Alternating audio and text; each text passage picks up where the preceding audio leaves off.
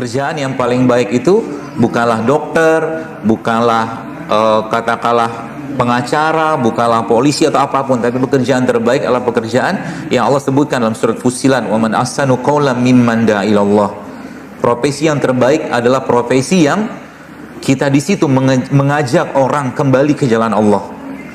Maka itu profesi yang paling baik, itulah pekerjaan yang paling baik ketika kita apapun yang kita kerjakan itu membuat orang dekat dengan Tuhannya, dekat dengan Robnya, dekat dengan sunnah Nabi SAW. Itu kata kunci dasarnya. Maka kalau itu kita betul-betul pahami dan kita rasakan dalam hati kita, maka setiap hari dalam kehidupan kita akan berpikir kebaikan apa lagi yang kita mau kerjakan hari ini untuk orang lain. Kebaikan apa lagi yang kita mau lakukan hari ini untuk orang lain. Setiap hari begitu. Saya pribadi Bapak sekalian terinspirasi dengan kisahnya Sa'ad bin Abi Waqqas. Sa'ad bin Abi Waqqas adalah sosok yang menaklukkan Mesir di zamannya Umar bin Khattab radhiyallahu anhu. Saat itu Sa'ad diutus oleh Umar untuk menaklukkan Mesir. Artinya sekarang kalau kita bicara tentang ibadahnya orang Mesir, maka Sa'ad itu kecipratan pahala dari ibadah-ibadah orang Mesir. Kemudian Sa'ad juga yang menaklukkan Madain atau Persia. Dan subhanallah itu suatu penaklukan yang luar biasa. Bayangkan 30.000 pasukan kaum muslimin saat itu berhadapan dengan 200.000 pasukan Persia saat itu. Subhanallah mereka menang. Bahkan itu sah penaklukan yang luar biasa, karena saat itu 30.000 pasukan yang saat dengan kuda dan unta mereka berjalan di atas air dengan izin Allah. Jadi kalau kita baca dalam sirahnya, itu penaklukan yang membuat pasukan Rom saat itu, seingat saya itu nggak berani ngelawan mereka karena mereka pikir ini jin semua.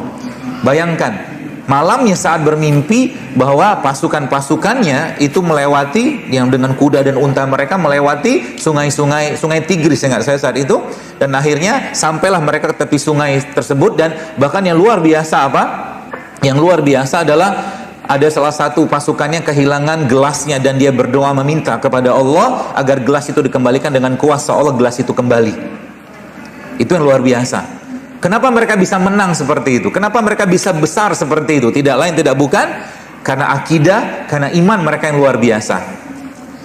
Bedanya kita dengan pengobatan barat, ya tidak lain tidak bukan karena ada akidah yang ditanamkan Nabi kita SAW dalam hati kita semua.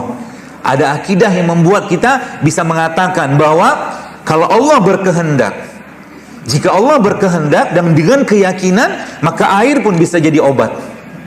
Jika Allah berkehendak, penyakit apapun, kalau dengan kuasa Allah, dengan keyakinan, maka madu pun madu hanya sekedar madu, dan dengan kuasa Allah kita yakin dengan itu, madu pun bisa menyebabkan atau menjadi wasilah kesembuhan seseorang. Tapi masalah kita sekarang apa? Masalah kita adalah kita banyak tergerus Bapak Ibu sekalian dengan berbagai macam pemahaman yang ada. Ya, termasuk saya pribadi sebagai lulusan katakanlah produk dari sistem pengobatan barat. Tidak salah di situ. Tapi yang kita perlu perbaiki adalah bagaimana kita menjadikan akidah kita sebagai kunci utama dalam pengobatan.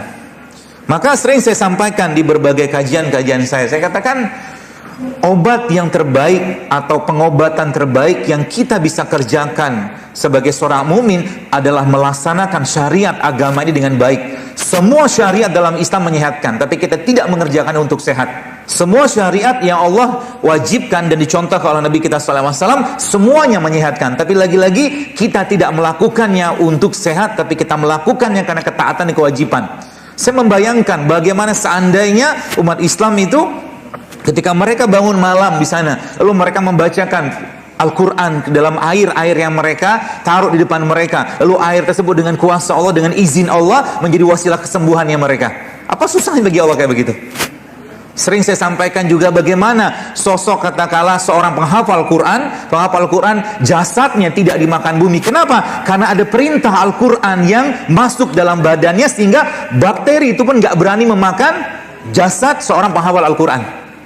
Kita butuh sekarang loh sekalian, kita membutuhkan sosok-sosok duta, kalau mungkin bahasa saya duta-duta kesehatan Islam, yang dia mengatakan, Bu, Bapak, kalau Anda mau sehat, mau bebas kanker, bangun malam. Bukan obat dulu.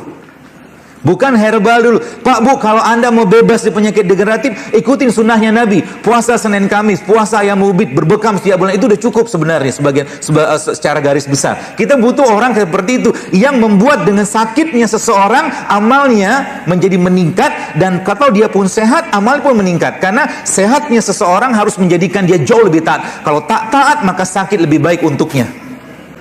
Pemahaman seperti itulah yang sekarang kosong, atau mungkin kita belum dapatkan di kalangan para katakanlah pengobat-pengobat atau penyiar-penyiar seperti kita ini, Bapak sekalian. Ya, kita lupa bahwa tahajud itu obat anti kanker yang paling baik.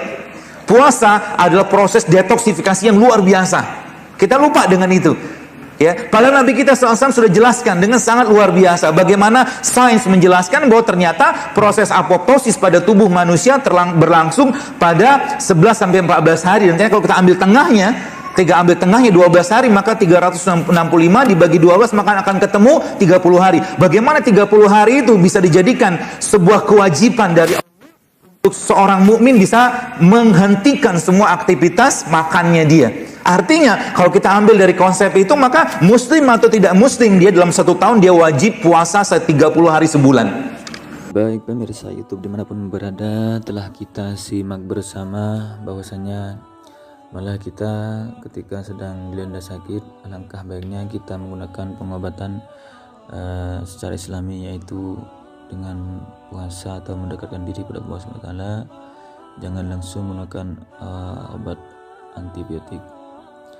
Kemudian profesi atau pekerjaan yang terbaik yaitu bukanlah seorang polisi, TNI ataupun yang lainnya, melainkan profesi terbaik yaitu seorang yang mengajak untuk pada orang lain untuk lebih dekat pada Allah Subhanahu wa taala. Itulah profesi terbaik kita sebagai manusia di dunia ini.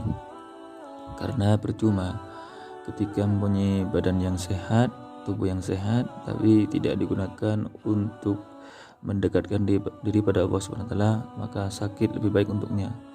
Percuma ketika mempunyai badan sehat, kita tidak menggunakannya untuk mendekatkan diri pada Allah Subhanahu wa taala. Maka dari itu, marilah kita gunakan tubuh kita dengan sebaik mungkin.